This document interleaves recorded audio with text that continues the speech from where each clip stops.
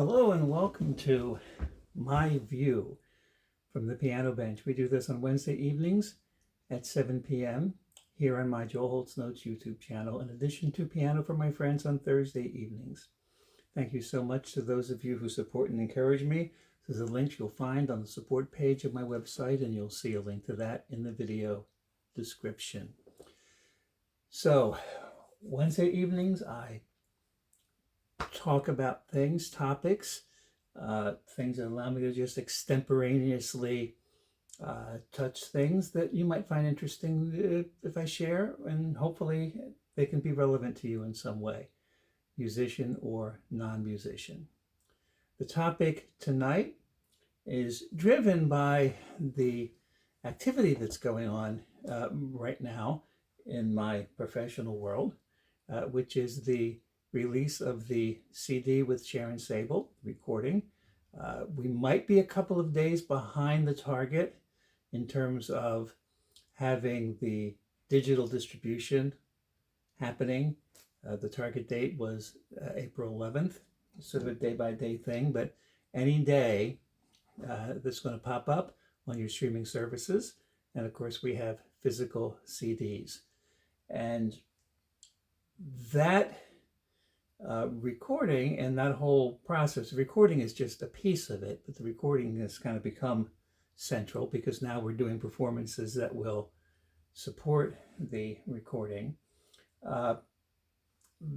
That recording has brought this into my focus right now because of what we're doing. We're going to Ohio next week.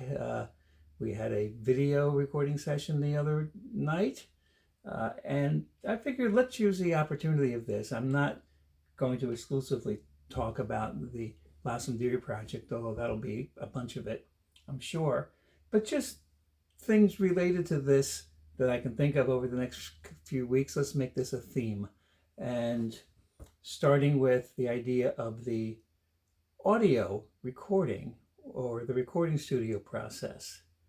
And that's a unique thing for musicians and something I've had the opportunity to do a lot of. Typically, I play cleaner than that if I do record, and if I don't, I record over.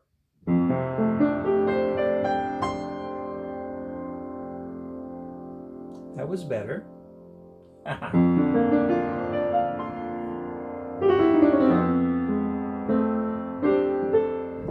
So much I could talk about this process, about being in the moment, about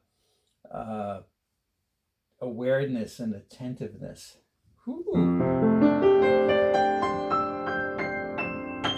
But of course, I'm recording right now on my phone. I am really behind every curve imaginable when it comes to technology, or really just any learning curve at all. I'm slow to embrace them. I avoid them whenever I can, and I move at a snail's pace on those curves when I'm there.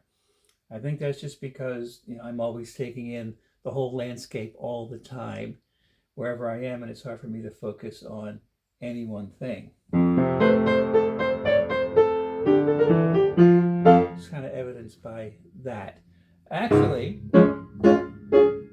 full disclosure here, I'm recording this in a very tight little window in between needing to go out and having a radio interview for the concert next week, or interview at the station out in Ohio.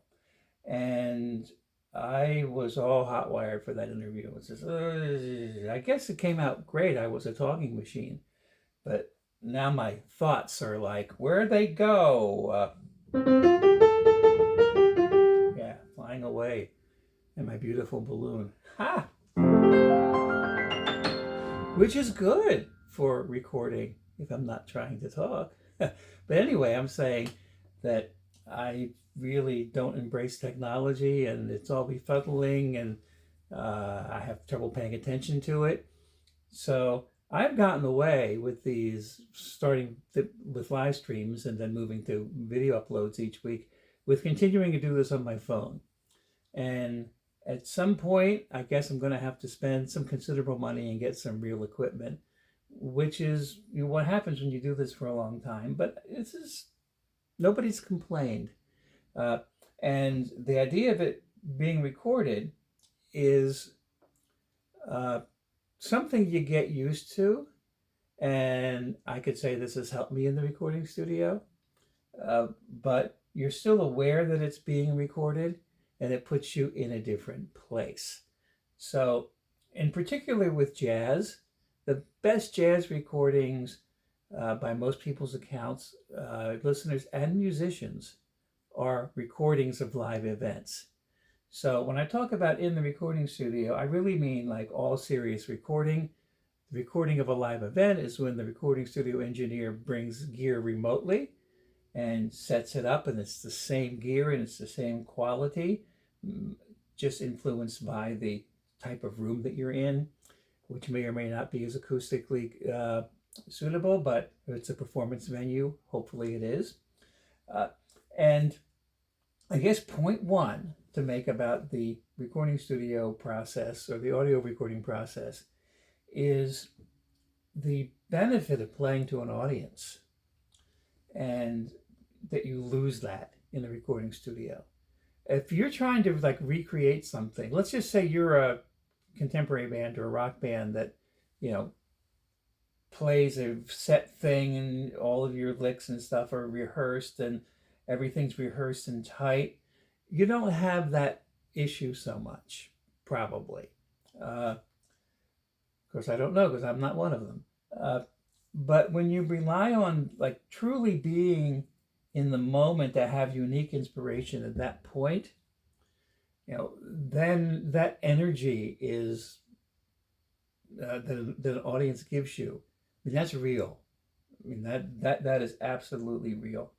One of my phrases I use in live performance is, you want to get to the point where you throw a lasso around the room and just reel the room in, meaning that everyone is in one space, right? And that's just a beautiful place to be for everyone in the room and their own experiences of what's going on. And of course, a beautiful place to be for the performer. Related to this, I find that when I accompany, it's often a lot easier for me to be really centered in the space, because I'm metaphysically holding hands with someone else and kind of sharing that, and that gets me immediately outside of myself.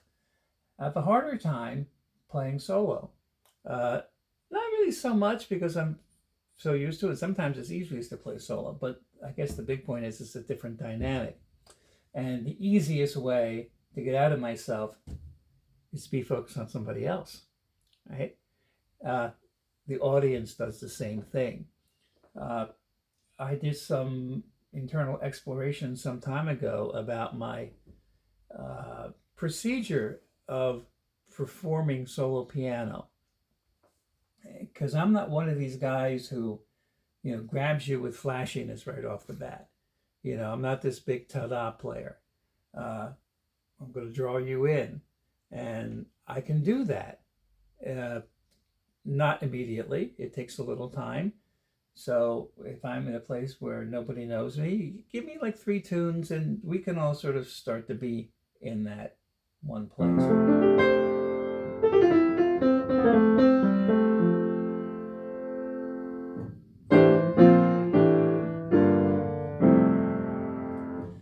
And I have to admit, I forget where I was going with that, which is a really good thing when you're performing, and not such a good thing when you need to keep words in view.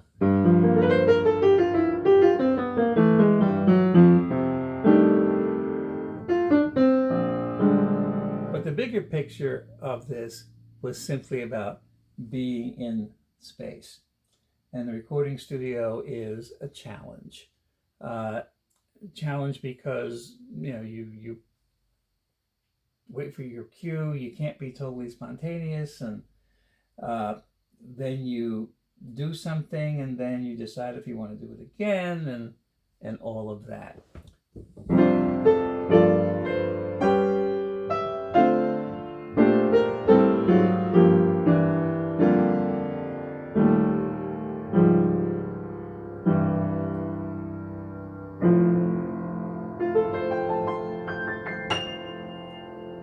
It's a nice sounding piano, right? Recently tuned. It's actually starting to slip a little bit.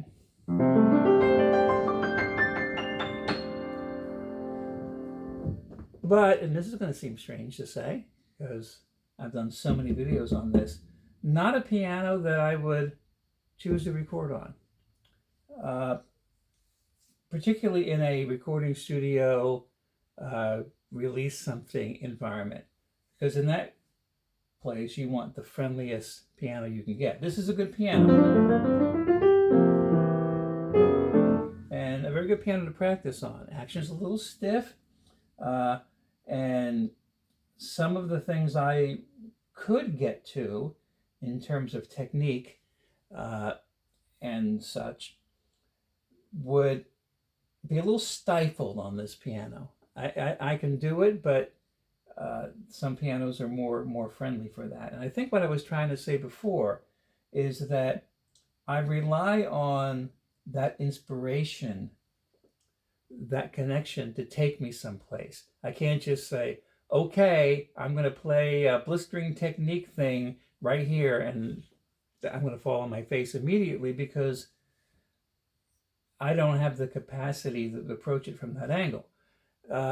Boy, this could be a big side trip. One thing that I've really been hit over the head with lately is the idea that although I'm aware of the things I can't do, I can be so aware of them I forget the things that I can do. Not forget to do them, but forget that what validates me, what makes me viable, what informs my connection are the things I do. And if I have those things I do, the things that I don't do don't invalidate me. Does that make sense? And I'm going to write that down actually right here, because this is just a very recent experience that I realized I could have talked about.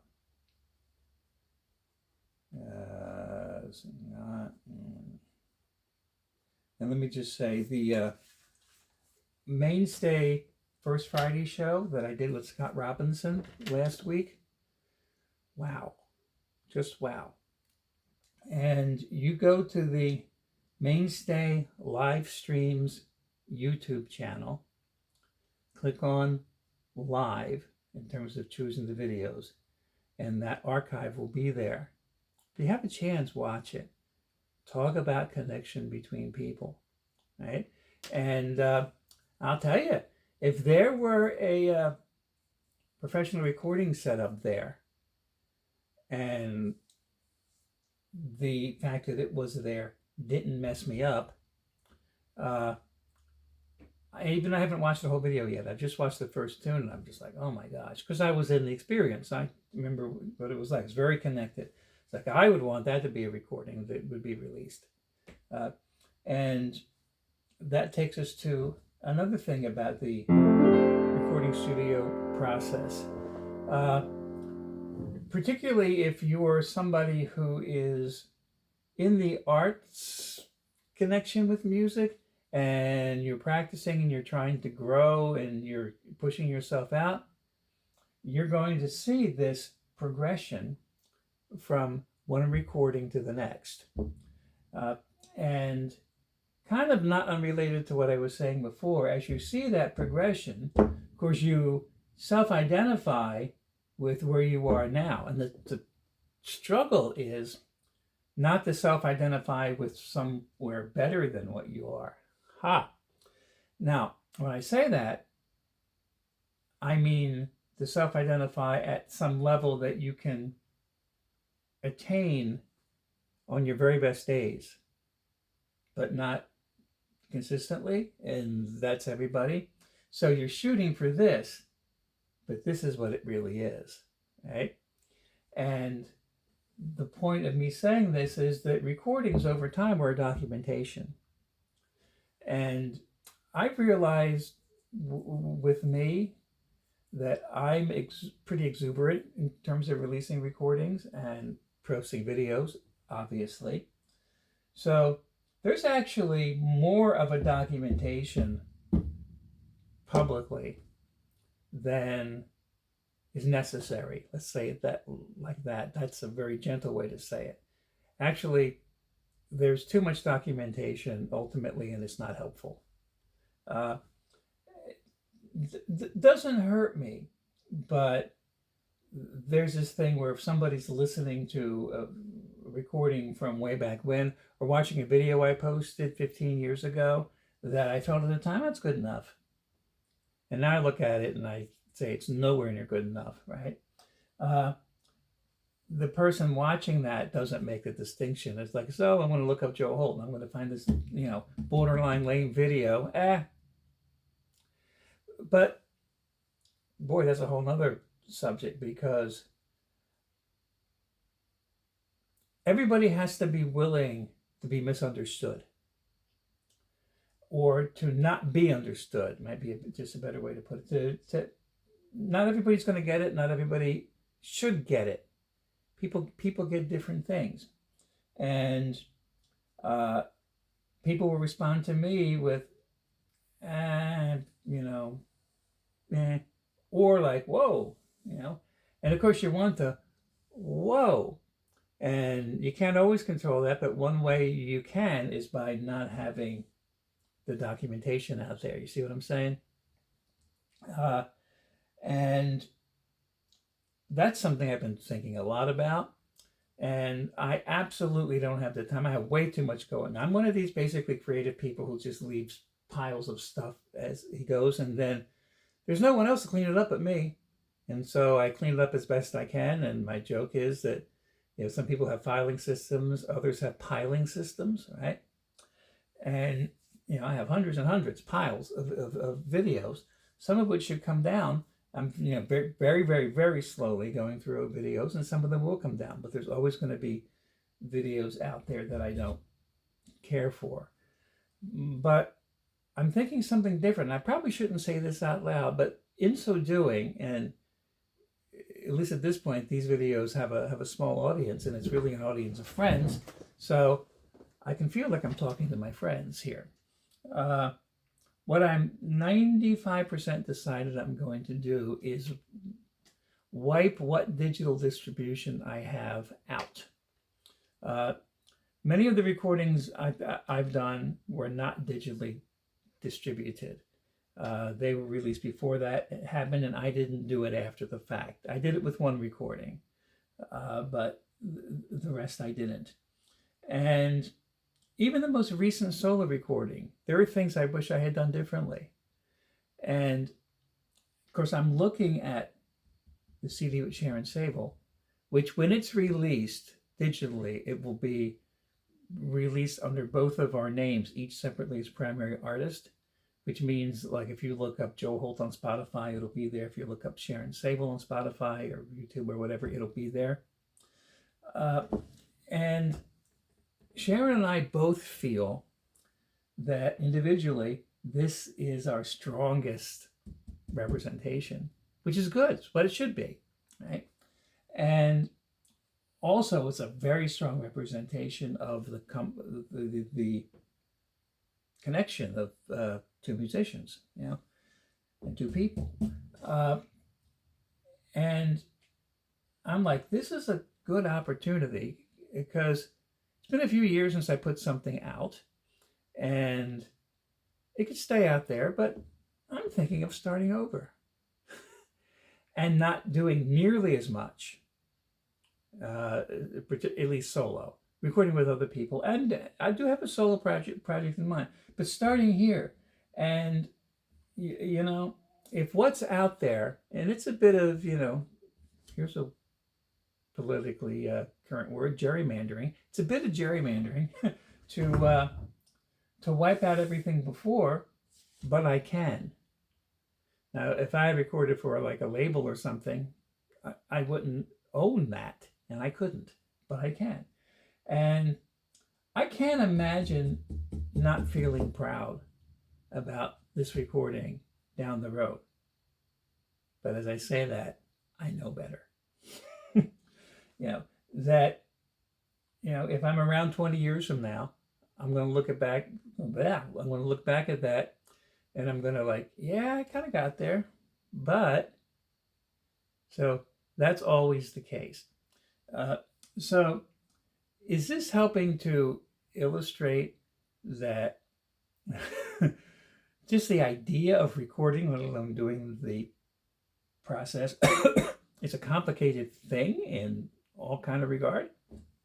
Yeah. Now let's get out of the esoteric and more into the feet on the ground thing in terms of complicated. Why do we have a recording studio? Why go through all of that? Why have this big expense and all this gear and stuff that somebody has to make and pay rent or buy a building? And it is because of all the things that you can do to make not just the performance, but the sound itself and the impact of that as good as it can possibly be. And if that wasn't a thing or a consideration, then the only recordings we would actually have to have are live recordings. Where somebody shows up and just records a concert. But the reason that studio recordings are so important, especially now, is because of sound separation, which is a relatively new thing in human history, but so is sound recording. So I should stop that. But as sound recording progressed, the innovation, I believe Les Paul was at the center of this, I think, was to be able to record two separate things at the same time. And by combining them or running them simultaneously, you have the whole picture. So that would be stereo recording, right? But then what that also does is gives you separate tracks to be able to deal with separately, and what you do with one does not affect the other, right? And before recording went digital, and when I started doing recording studio stuff, I was in the analog era, meaning they were big tape machines, and the cut and splice or cut and paste kind of thing.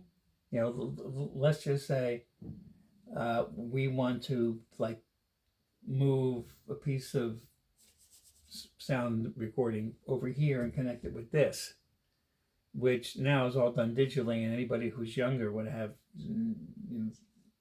if they didn't know about this, the mind would explode with the idea. What they actually would do is go in and get a razor blade and cut the tape and then splice it. I think tape on the backside, and then they would adjust it, and you would have this splice. I mean, it was a mechanical process. But you can do that if you have sound separation on one track, or you can do it for a whole thing. Let's say you record a symphony orchestra and you just put microphones around. You might put microphones on individual people and an ambient mic over the room, and all of that's helpful to like balance the recording, but there is no sound separation. There's nothing you'll be able to do to any of the individual tracks or individual musicians because of bleed, because sound from other things is coming in. But you could, let's say, manipulate or cut and paste or splice the entire orchestra, like move something from here to here. But now imagine the possibilities if you're recording, and I won't say an orchestra because I think having sound separation, which basically means separate soundproof booths for everybody, when you have like 60 people, I don't know if that exists, or 100 people, I don't know if that exists anywhere. Unless you're just doing remote recording and everybody's recording from their house, but if you have like even just a pianist and a vocalist, let's make it simple. As long as we're in separate rooms, or pianist is in the main room and the vocalist is in the vocal booth, which is soundproof, then I would have the ability to manipulate. And it's amazing how much an acoustic piano can be manipulated now. My part, and the vocalist could just do whatever they wanted to theirs. And as long as they're synced together, the recording stays the same.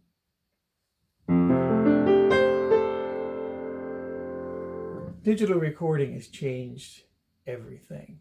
One little example of that is if I were to record on a keyboard, which I don't like to do because it changes the my own reference point, and I'm hearing something different because I'm not hearing the acoustic sounds, therefore I'm playing differently, and it's really not who I am. Because the thing I'm really responding to is the acoustic, physical vibration of those strings. But when I have recorded on the keyboard, and in particular, one recording with Beth McDonald, where it was much more convenient to use the keyboard that the engineer had at the studio. It wasn't really viable to use the piano, and so I succumbed, and I did it reluctantly. And she understood afterward, and we didn't do it that way again. We just made sure we had a piano. But the benefit of it is, if I'm recording digitally now, not only is there no bleed because it's all just information, you can completely manipulate things with inside of this. And I did a recording many years ago with a saxophone player who wanted to record Scott Joplin tunes. And the studio was a digital studio with a keyboard. And boy, did I go to town with the idea of being able to specifically manipulate everything about what I was playing. But I recall playing whatever chords I was playing, and then in the recording with Beth, it's like, oh, that one note. Let's go inside that chord, and let's change this. Now, how minute a detail is that?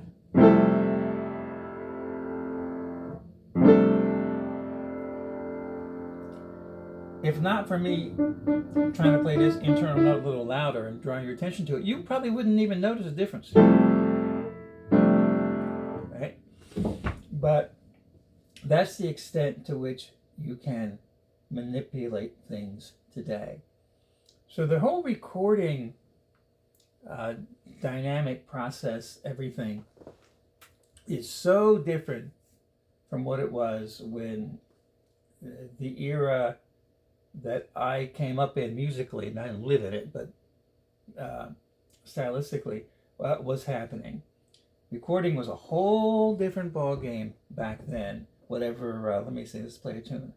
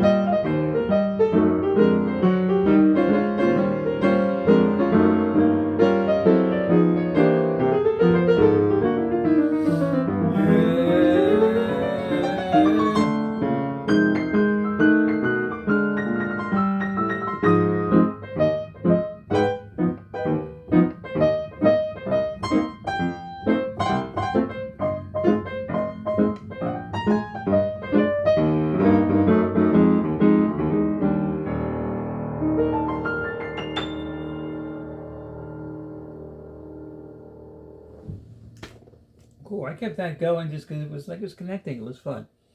So I figured, let me play the complete tune. Let me play the complete tune twice. Ooh, saves me from having to talk, which is probably very good. So back in that era, a microphone gets put out. And the whole thing is just about the placement of the microphone around it.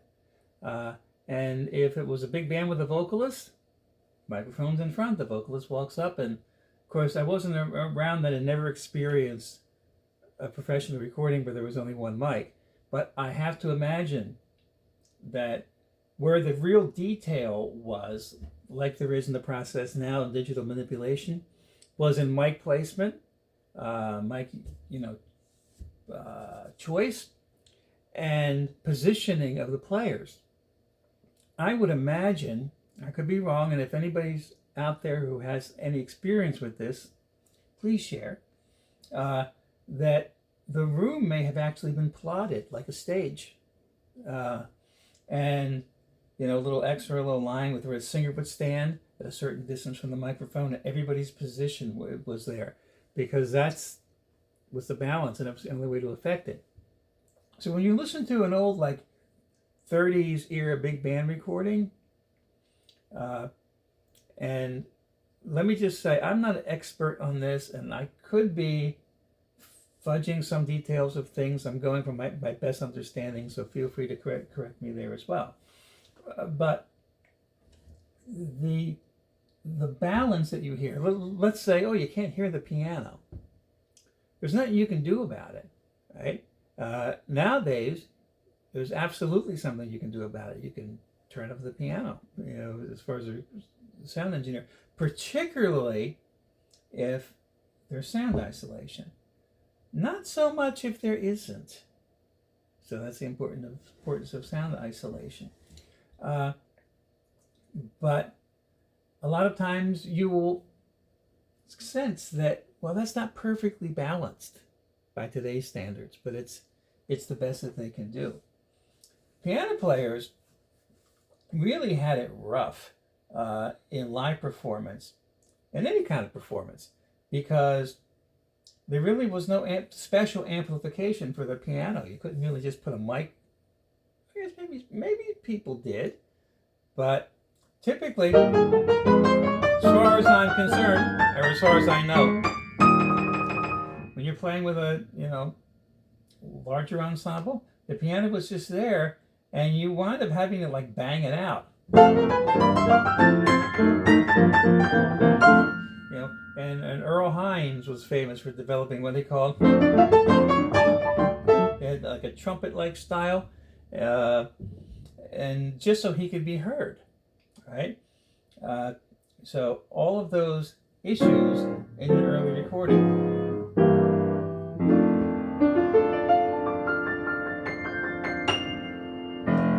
Now, there are times when you see evidence, because you can watch videos of recording sessions on YouTube, and particularly with big bands and such, this is the case, where everyone is in the same room and there is no sound separation.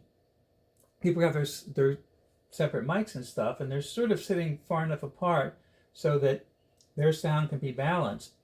But you gotta be a really good musician to do that, or as a friend used to say back in the day, when you had to have talent to be in show business.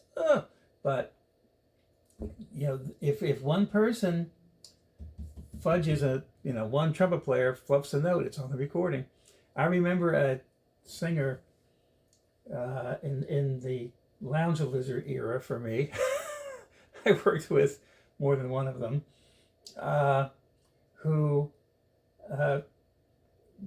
did a self-release recording, and this would have been, I guess he did it in the 70s, and he did it the big studio in Philadelphia. I'm avoiding names right now, and it was 45, because that's what the singles were, right? And there was a big band behind him, a fluff in the trumpet section, and I guess he had one shot at it, and he didn't get to do it again. And there it was.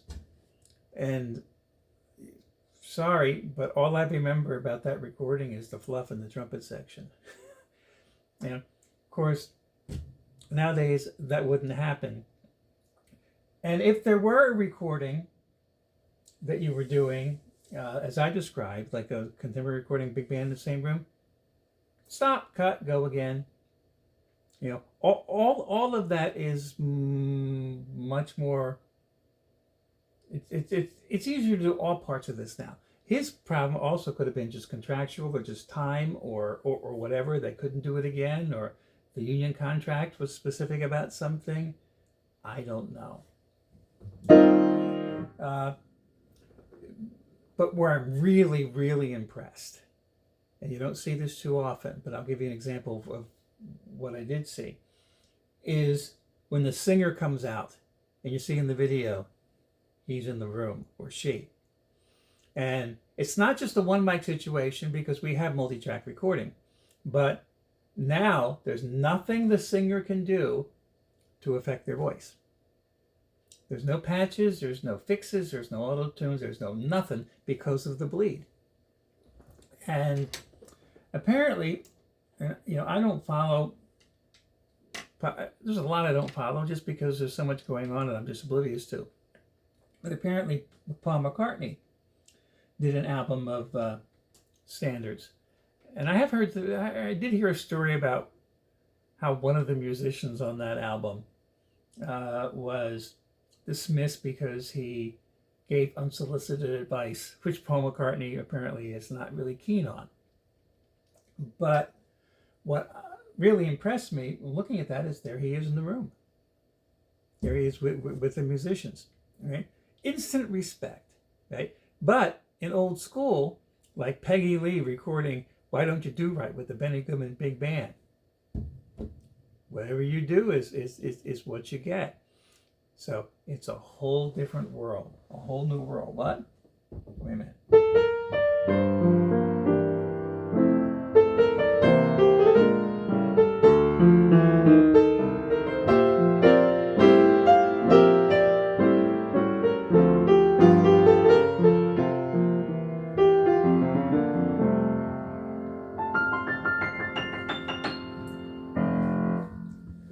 And what's also a whole new world is the very easy access to recording gear. Basically, anybody can set up a recording studio in their home. Learn how to do it. And basement, recording studios or garage studios are all over the place. High-end studios, too.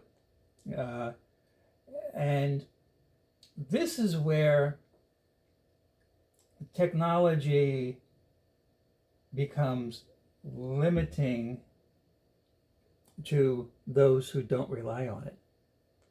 And I'm specifically now talking about the availability of a good acoustic piano. So back in the day, recording studios all had to have pianos because that was what was being played. When the electronic keyboards came along, particularly the Fender Rhodes in the 70s, recording studios added them, right? Many don't have them now because Rhodes don't exist, but some do. But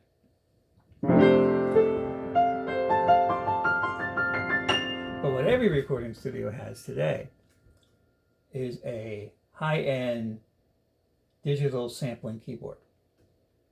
And that's what most people play, because you can kind of simulate all the instruments you want on that thing. And what does a piano bring for a culture that really doesn't even use it? Now, moving away from what I do, just contemporary culture, because everything is digital, everything's electronic. And piano brings a whole ton of expense to the recording studio. And also the inability to have it in a small space, right? Or on your, on your second floor thing, or your basement thing, trying to get down. And pianos are, high-end pianos, which is what you want to record on, are expensive. it's not out of the question whatsoever to spend $100,000 on a good piano. Woo!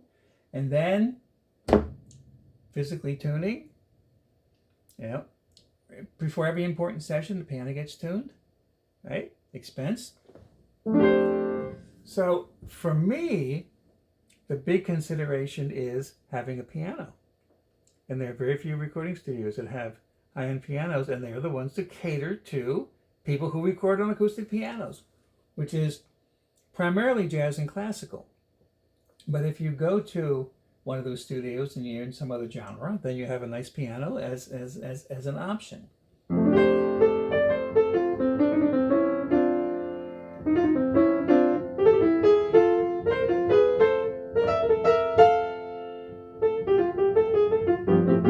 And that's what happens when I hold two things in my head at once, and I'm trying to remember both, and I forgot one already.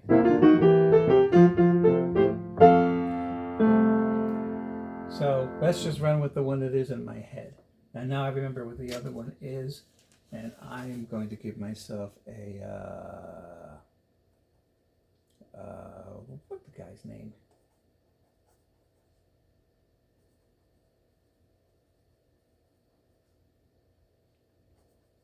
Okay.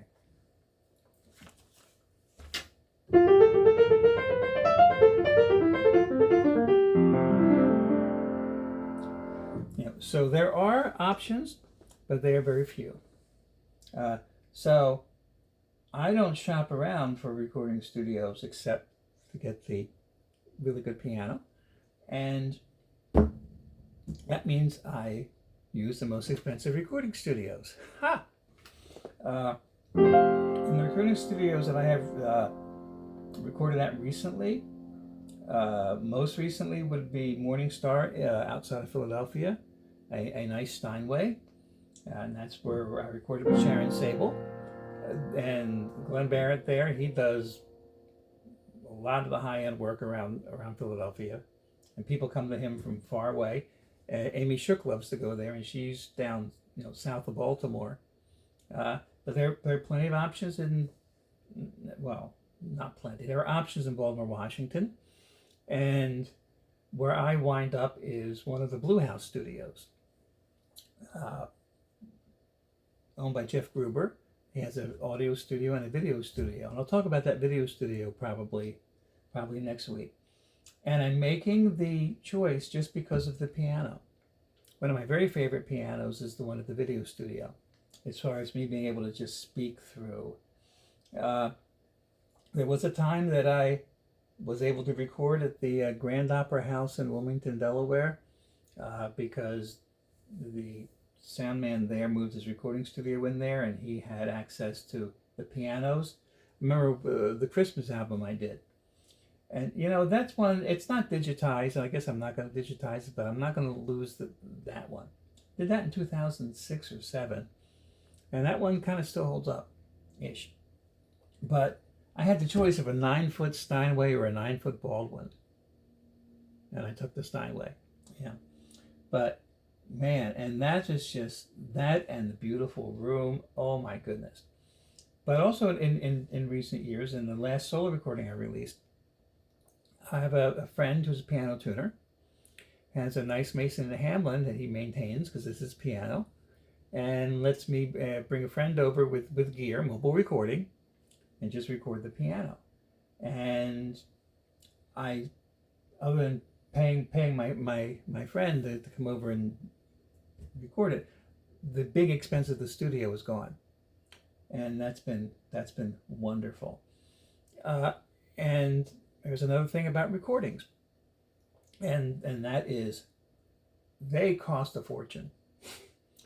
I get away with less because although I'm in the studios that are going to be the most per hour because of my equipment need, there's no multi-tracking when I'm playing solo. There's no nothing. When I'm doing the solo thing, I play until I'm satisfied, and then the mixing mastering is not complicated at all.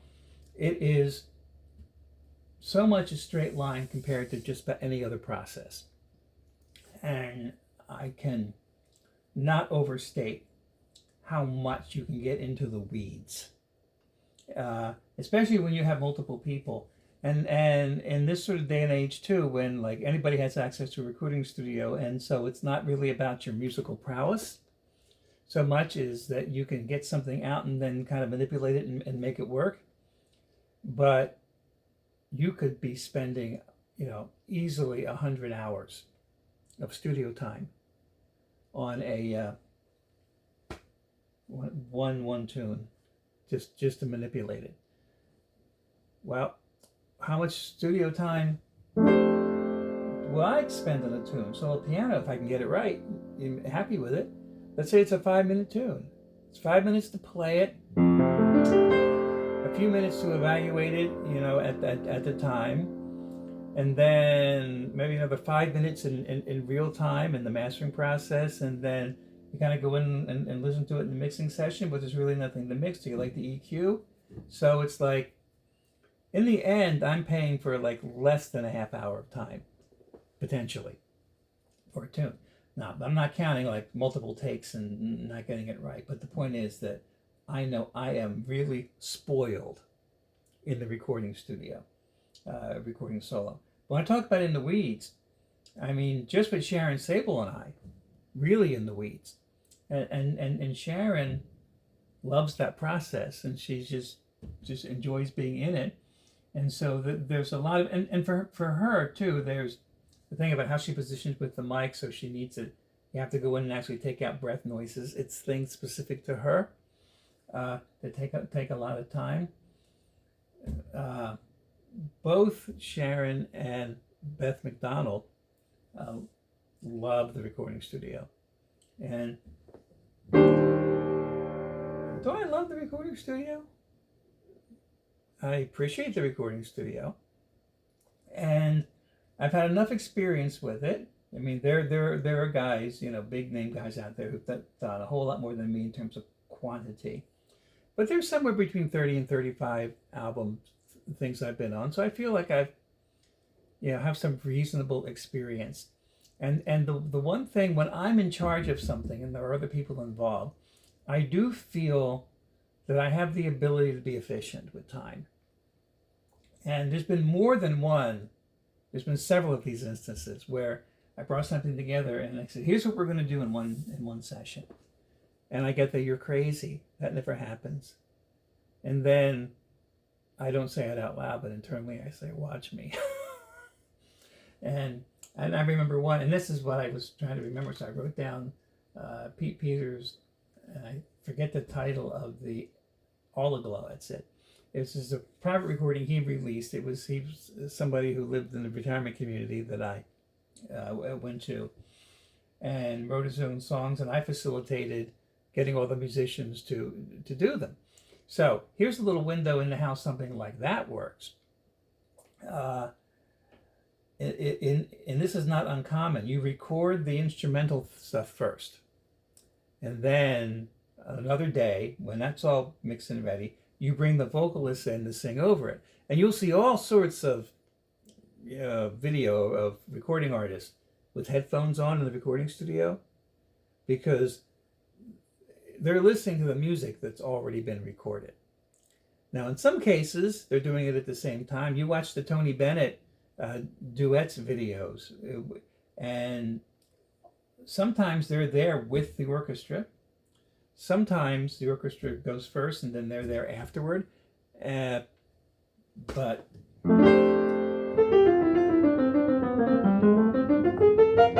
realized that but went nowhere. I'm trying to get back to where I was here. But oftentimes you record the instrumental things first, and I've done that a number of times. But there was this one particular session that I referenced where we had like a dozen tunes. And I hired the musicians. I'm like, we're going to get this done in one session. You're out of your mind, they said. And they figured they'd all be coming back for a second session, or it was going to be an excruciatingly long day. And we, I don't know, we had some ridiculous number of consecutive first takes, like 7 or 8 or something. And then finally we had some sort of glitch and we had to record one over. But darn if we didn't get it all in one session. And everybody was happy with it. So there is there are strategies involved in it. Of course, it's its own unique experience. Uh, Now, I'm going to imagine it's very possible that the vocal sessions, which I wasn't there for, I don't think, or at least all of them, the vocal sessions may have taken longer than the instrumental sessions. So we're back to the talking about the instrumentalists back in the day when you had to have talent to be in show business kind of thing. Every time I see an old big band uh, recording or just watch one on YouTube or anything like that, the guys who were playing popular music were all serious musicians. If you want to be a horn player and work in a big band, you have to be a really good player. And the thing that's impressed on me is look at all those great players. Now nowadays, it's a different world, and people are in the music business. A lot of them just to be famous, right? Not necessarily to make a musical contribution, but the emphasis is really not on the very best players necessarily. I'm getting into some tricky water here because you always want to have good players, but you know what I mean. It's a different ball game where there's absolutely nowhere to hide, and playing like wind instruments and brass instruments and trumpet, where if your chops really aren't solid, if you aren't essentially in terms of playing trumpet a heavy weightlifter every day training, you're not going to get a good sound. Right? And how that carries over to today is not as much in the recording process in terms of what people encounter, but just in the kind of random ability that anybody has at any moment to trip over a really good musician. Because we're all out there in what I call the trenches, right? Doing our thing. And I like to use examples like Johnny Costa with Mr. Rogers.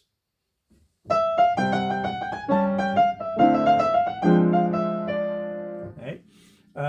Very few people know the name of Johnny Costa, but when he plays the piano, especially when Mr. Rogers walks in the room, you recognize it right away. And it's a very signature style, but it's also something that has been a soundtrack for so many millions of people. And look at what music can do.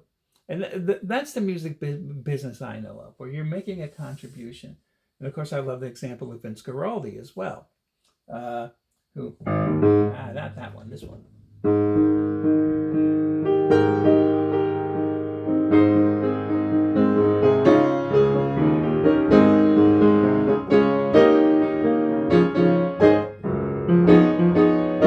And so forth.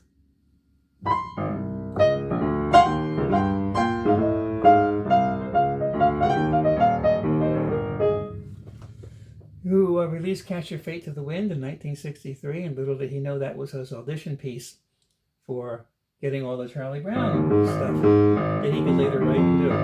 And what a contribution that he made. I mean, we all want to have success in this because we want to eat, right? But we're doing it to make our contribution. And there's a lot that goes on behind the scenes of making music. I think I told you at the beginning that right before I started this, I had a phone interview for the radio station in Ohio. And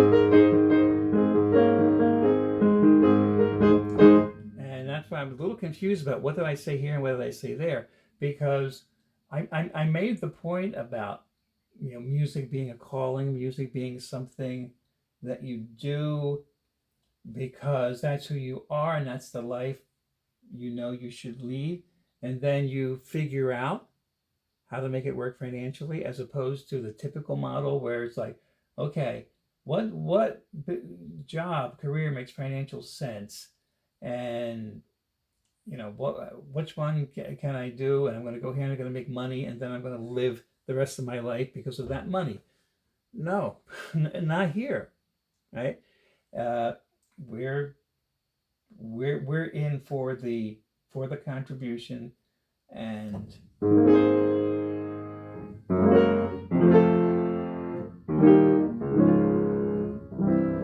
the hopefully ability to make a living doing it and figuring out how. And I veered away from the subject somewhat, but that's okay. That's what I do.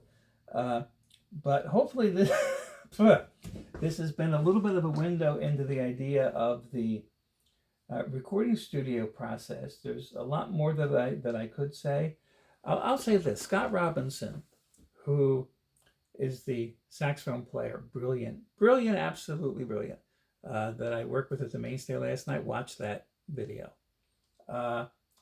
He doesn't do a lot of self-promoting. He's known among musicians, less among the general public, and everybody uses him for everything. And when you go online, you don't have up-to-date information. So I had all these different bios that I could find, none of which he put out. They said how many recordings he had been on. And then I found one that was obviously more recent because the number was 275 albums. You know, and the guy's same age as me, right? And like, whoa. Think of the experiences that guy had. See, I say 30 or 35, and it's like, nah. And of course, he's with like real, big, tons of names you would know. Find my Facebook event if you're on Facebook that I made for Scott Robinson, and I put some of those things in the details section. So anyway, I hope this is instructive, informative, or useful in some way. I appreciate you being here. Since I don't usually talk about what's going on in real time with these videos because I figure they're archived and people will watch them later, but I will say this is an exciting time. There's lots of cool things happening, and the one that I referenced that kind of got me thinking about this was the Blossom Dearie thing. We are looking forward to being in Ohio next week, and who knows, maybe some recording equipment will show up for the event and we can preserve it. Well, I will preserve it at least on my phone, so hopefully we'll have some video. And probably next week I'll talk about video because we did shoot last week now a video demo that I'm thrilled with for the Blossom Group. It's the first time I went into an actual video studio to do it. So we'll talk about that and other things, and play piano for my friends on Thursday evenings. So stay in touch. If you don't subscribe to my channel, but you watch the videos, I'll ask that you do subscribe. That is helpful. And I look forward to seeing you soon. Thank you so much.